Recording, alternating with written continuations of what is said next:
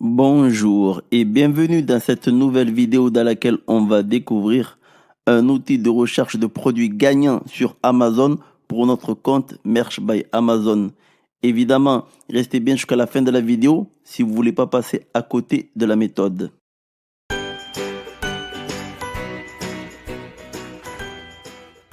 Bonjour, j'espère que vous allez bien. Dans la vidéo d'aujourd'hui, j'ai préparé un petit tutoriel sur la recherche de produits pour notre compte Merch by Amazon.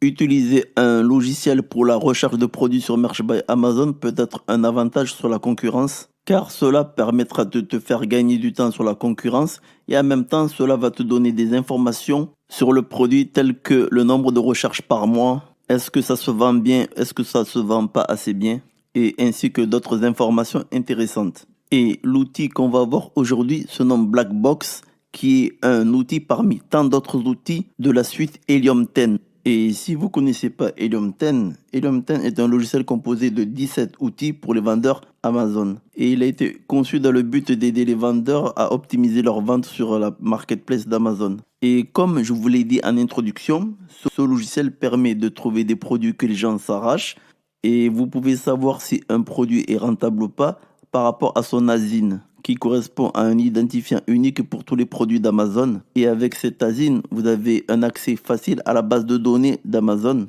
Et cela vous permet de voir si la niche en question est rentable ou pas. Et vous pouvez aussi trouver des mots-clés que vous pouvez utiliser pour votre fiche produit, pour trouver des mots-clés avec des forts volumes de recherche pour les clients, ainsi qu'une faible concurrence par rapport aux autres vendeurs. Et ceci vous donne un avantage non négligeable par rapport à la concurrence.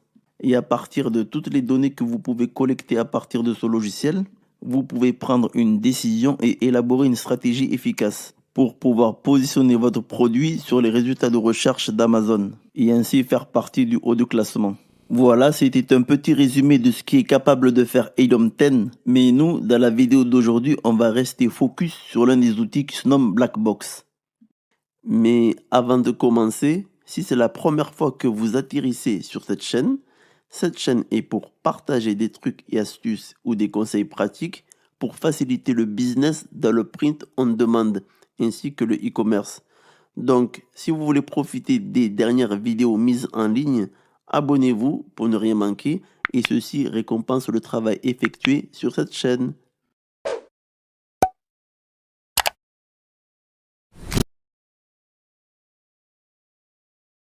Sans plus tarder, nous allons voir l'outil Blackbox qui, comme je l'ai rappelé en introduction, on va utiliser Blackbox dans la recherche de produits qui se vendent bien pour s'en inspirer et surtout ne pas copier à cause du droit du vendeur.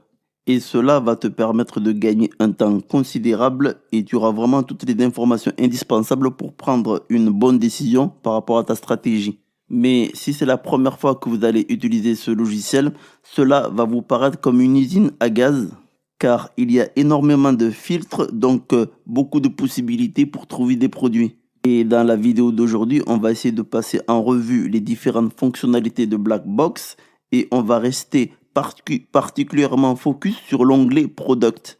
La marche à suivre donc, c'est que je vais expliquer à quoi servent les différents filtres. Je vais faire également une recherche produit pour te montrer comment je fais pour rechercher un produit, ce qui te permettra toi aussi de lancer ta première recherche de produit. Comme je vous l'ai dit, on va rester focus sur l'onglet Product. Mais on peut voir que Blackbox dispose aussi de 4 autres onglets.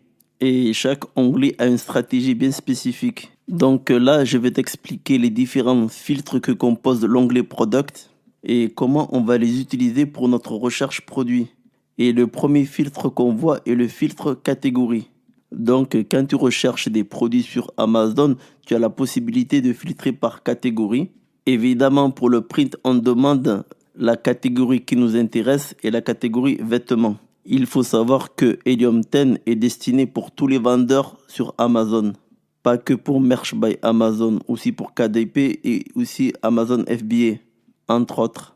Ensuite, tu as le filtre Monthly Revenu. Donc, on va demander à Helium 10 de trouver des produits qui se trouvent par exemple entre 100 € de chiffre d'affaires et 1000 € de chiffre d'affaires.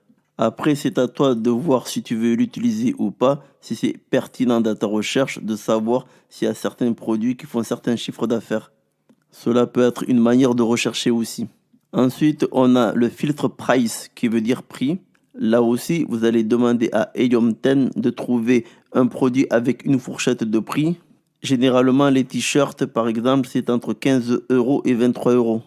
Ensuite, vous avez le filtre suivant qui est Review Count, qui correspond au nombre de commentaires que peut avoir un produit. Là aussi, vous pouvez définir un minimum et un maximum.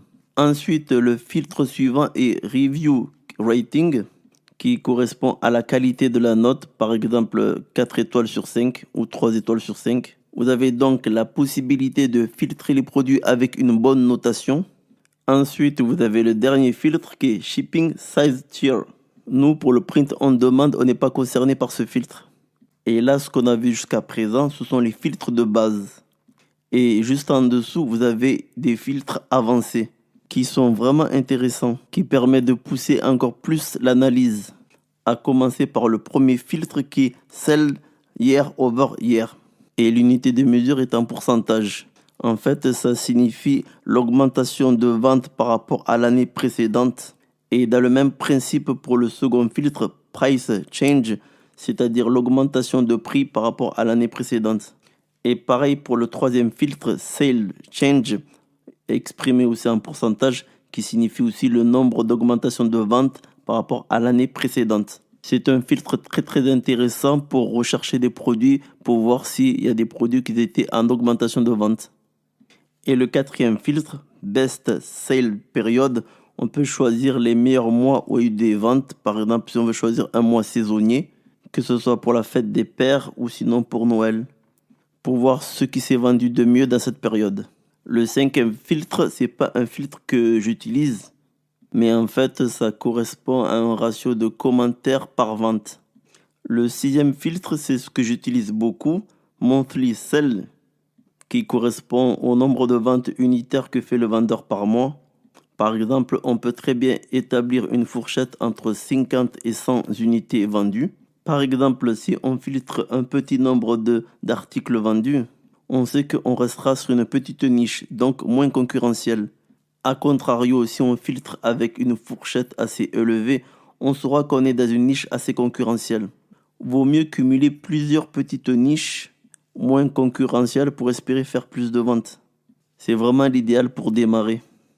Le septième filtre Best Seller Rank, qui correspond au classement des meilleurs vendeurs sur Amazon, j'en parle un peu plus dans une vidéo présente sur la chaîne. Si tu ne l'as pas encore vu, je laisse le lien dans la description ainsi qu'en suggestion. Ensuite, le huitième filtre, Number of Sellers.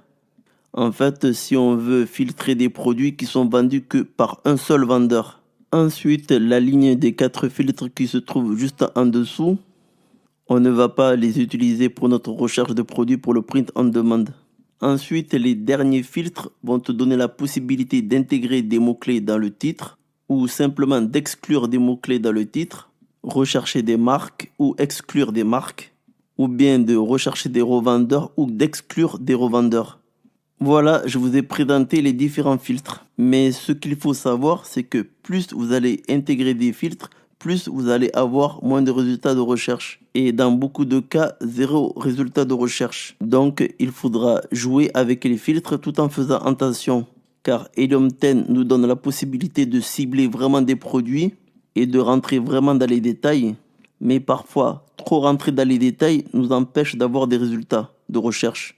Et c'est à vous, chez vous, de tester pour voir si vous n'avez pas de résultats de recherche. Vous enlèverez certains filtres pour voir si vous avez quelques résultats de recherche. Mais il n'y a pas une seule manière de rechercher, il y a plusieurs façons de rechercher. Maintenant qu'on a vu la théorie, place donc à la pratique pour une recherche produit. Je vais vous montrer comment je procède pour rechercher un produit et concrètement quel filtre j'utilise dans ma recherche de produit. Donc sans plus tarder, naturellement je vais utiliser le premier filtre qui correspond donc au filtre des catégories. Dans notre cas de figure, pour le print on demande, c'est la catégorie vêtements qui nous intéresse. On fait en majorité des vêtements. T-shirt, sweatshirt et débardeurs et autres. Ensuite, je vais mettre un prix. En général, je fais entre 15 € et 23 €. c'est la fourchette de prix la plus répandue pour les t-shirts sur Merch by Amazon. Donc comme minimum, je saisis 15 € et comme maximum 23 €. Je préfère utiliser des chiffres ronds pour définir mes tarifs. Ensuite, sur le filtre Monthly Sale, je vais mettre un minimum de 50 ventes pour être sûr que le produit se vend quand même un petit peu. Et je vais mettre un maximum de 200 produits vendus pour pas être dans une niche trop concurrentielle. Et je vais finalement utiliser Fulfillment, que je n'ai pas expliqué tout à l'heure, pour filtrer les types de vendeurs sur Amazon, FBA, FBM et Amazon. Pour notre compte Merch by Amazon, on est plutôt concerné par Amazon comme filtre. Et le prochain filtre que j'utilise, c'est Title Keyword Search, c'est-à-dire les mots-clés que j'aimerais bien qu'ils soient intégrés dans mon titre. Je vais mettre t-shirt car je vise les t-shirts et cadeau. Et une fois que tout est bon, on peut cliquer sur le bouton Search. J'ai quand même mis des filtres assez restreints. On ne devrait pas avoir beaucoup de résultats. C'est ce qui est voulu car je cible des caractéristiques bien précis. Et on voit qu'on a 4 résultats trouvés. Si vous voulez davantage de résultats, vous pouvez élargir les filtres. On va expliquer les différentes colonnes du tableau. Et vous pouvez double-cliquer sur la colonne Monthly Sale pour filtrer par ordre décroissant de vente. Et on va rentrer un peu plus en détail sur l'un des produits. Dans notre exemple, on va choisir Papou, qui fait partie des t-shirts les plus connus sur Amazon. Beaucoup d'entre nous l'ont vu circuler. On va un petit peu commenter les différentes colonnes. Dans la première colonne, vous avez l'image du produit ainsi que son ASIN. Et si tu cliques dessus, ça va t'amener directement sur la plateforme d'Amazon. Toujours dans la première colonne à côté de l'image, on a toutes les informations du produit. Dans la deuxième colonne, on a le nombre de vendeurs. Dans la troisième colonne, on a le prix. La quatrième colonne, combien ce produit vend par mois. On est quand même à 60 ventes par mois pour ce mois-ci, c'est-à-dire le mois de janvier, qui fait partie des mois où ça vend le moins. Et lorsque on clique sur le chiffre, nous apparaît un graphique qui nous montre l'évolution des ventes. Et on voit que depuis décembre, le nombre de ventes ne cesse de baisser. Ce qui est normal, c'est qu'après les gros achats de décembre, les gens achètent beaucoup moins et font beaucoup moins de cadeaux. La cinquième colonne Monthly Revenu correspond au chiffre d'affaires par mois. On voit que ce produit a fait pas loin de 1200 €. La sixième colonne, le BSR, correspond au classement du produit dans sa catégorie. Et la septième colonne, Review, c'est-à-dire les commentaires, on voit qu'il y a beaucoup de commentaires et c'est très bien noté. 4,7 sur 5.